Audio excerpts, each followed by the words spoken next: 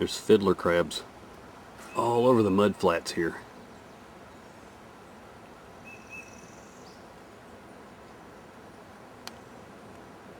Where you go?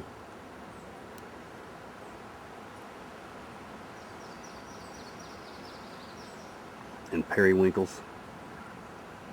These small snails. Everywhere.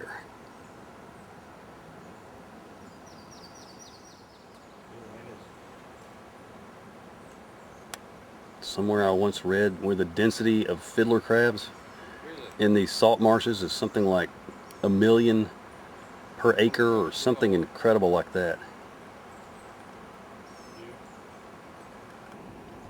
And we have a little hermit crab. You don't see them out in the wild that much. Tiny little hermit crab. There's another hermit crab. And hermit crabs, most folks are familiar with because they sell them in pet stores. Hermit crabs do not build their shell. They find their shell and then move into it. And then when they outgrow that shell, they find another shell that's slightly larger and move into that.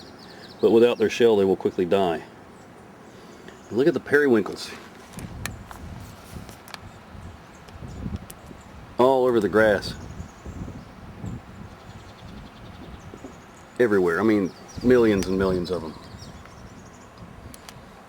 We're crossing a boardwalk over this salt marsh. Beautiful place. Absolutely beautiful place.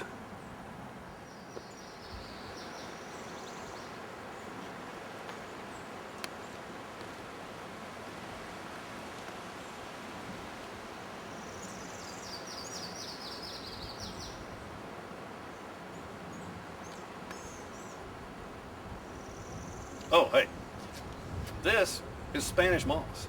Spanish moss is not moss, and it's not Spanish. Go figure. But it is what most people would call an air plant, or a bromeliad. Spanish moss is a really cool plant. You only find it growing in places like this, usually in association with live oaks. And if you look at it, it's gray. Wow. I suddenly have a beard of Spanish moss. I had no idea. That is really something. But if you look at it, it's gray, but if you look closer, it is green. And when it gets wet, it gets very green, and the forest gets this really beautiful green appearance with all the Spanish moss is all damp and green. And then when, of course, it dries out, similar to the estivating resurrection fern, the Spanish moss turns gray. Very pretty plant, if I do say so myself. Makes a nice beard, too. Yes, except for the chigger factor and other small creatures that share the Spanish moss as their home. So hopefully, I'm not going to be itching tomorrow, but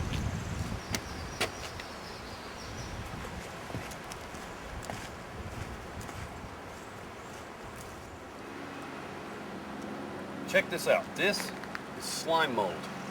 Some people call it dog vomit fungus. But this is a slime mold. One of the most bizarre life forms on this plant. And it's called slime mold because, well, it's slimy, and I suppose it's a mold. It's a fungus, and it moves. It can move quite a distance over one night if the conditions are right. Now, it's mushy, squishy, and absolutely disgusting, unless you're, you know, a mycologist who loves this kind of thing. And I'm not. I think it's cool, but I'm not gonna like take samples of it back to the laboratory or anything, or, you know, eat it, which would probably be extremely a bad choice. But another thing cool about this slime mold, I don't know if you noticed it or not, but there is a track of a canid. It looks like a fox track to me. He stepped right in it. Look at that. That is amazing, as he ran across this log. Very cool. Now, slime molds, another cool thing about the slime mold, and I believe I got my sources right here, this was the inspiration for the movie The Blob, because slime mold moves like the blob in the movie, very similar. It creeps along and covers everything in its path, not really devouring it as the blob did, but still, it was a really cool effect in the movie, if you've seen it. If you haven't, watch the movie. Slime molds, really cool stuff. I don't see the red light. Okay.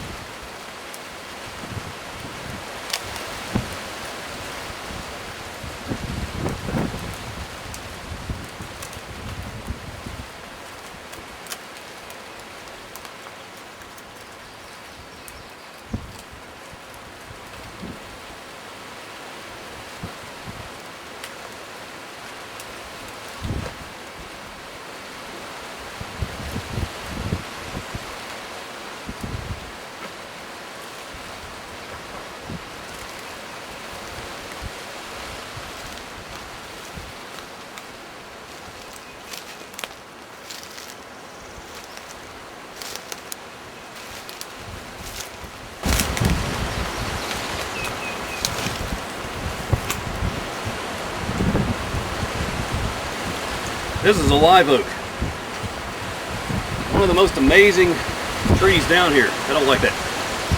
Keep it there. This is a live oak. These are one of the most amazing trees in the maritime forest. They're extremely strong, can weather these amazing storms that come off the oceans.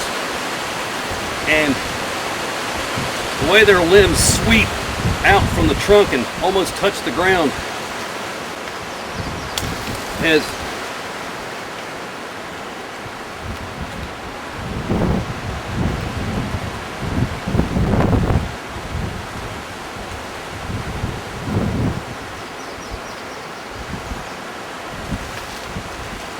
was noticed by early shipbuilders. So they would take live oaks and pick ones with limbs that were really huge and connected to the trunk at just the right angle, and then they could cut down the tree and use the limb and the trunk as one piece to make the ribs of the ship. And the USS Constitution, better known as Old Ironsides, was built from live oak. So it's an incredibly strong tree. Oh, and by the way, it's called live oak because it's green year-round. It's not deciduous. It's an evergreen oak. So it will drop leaves, of course, but it keeps leaves year-round. Keeps green leaves year-round. You can see here a lot of new growth on this oak. And live oaks, of course, are one of the trademark species of the South. When you think of the deep South, the coastal areas, you think of live oaks, Spanish moss, just a trademark species for sure. Well, now I got to get out of this tree without killing myself.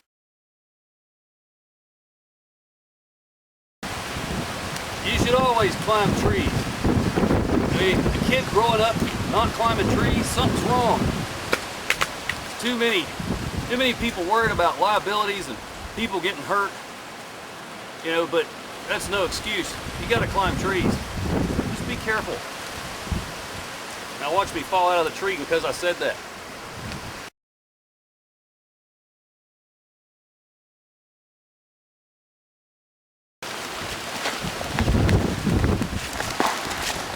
Ow. I survived once again.